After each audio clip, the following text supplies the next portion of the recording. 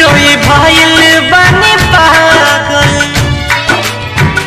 बिरह के रोग बाटे लागल।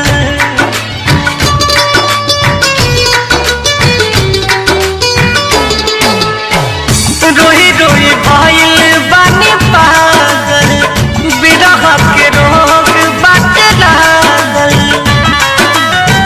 हो खाता बियाह हो आवता टिया हो, उठाता दिलवा में दर्दिया हो।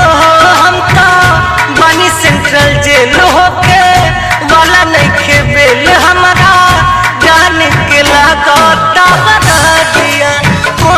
हम तो बनी सेंट्रल जेल होके वाला नइखे बेल, हमारा जान के लागता दर्दिया।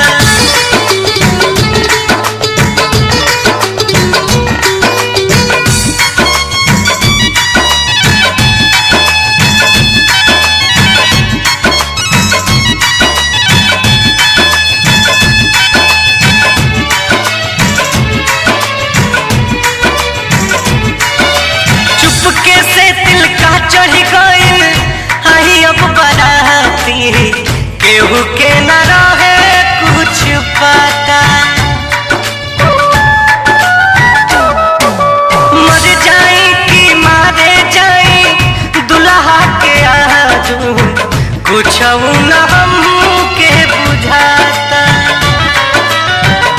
टूटा तनाता एहो विधाता, सुन नहीं केहू मुर्गा रजिया हो। हम तो बनी सेंट्रल जेल होके वाला नइखे बेल, हमारा जान के लागता रजिया। हम तो बनी सेंट्रल जेल होके वाला नइखे बेल, हमारा जान के लागता रजिया।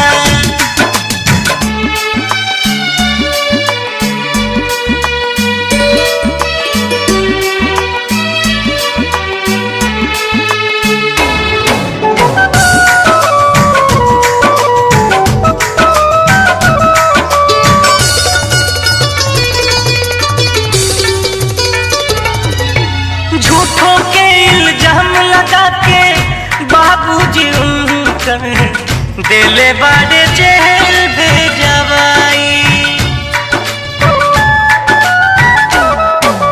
कवनो नहीं दोष बा हमरो, दोष बा गरीबी के, जान के कैसे बताई।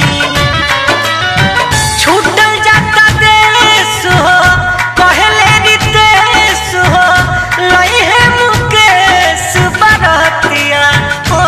हम तो बनी सेंट्रल जेल होके वाला नइखे बेल, हमारा जान के लागता रजिया।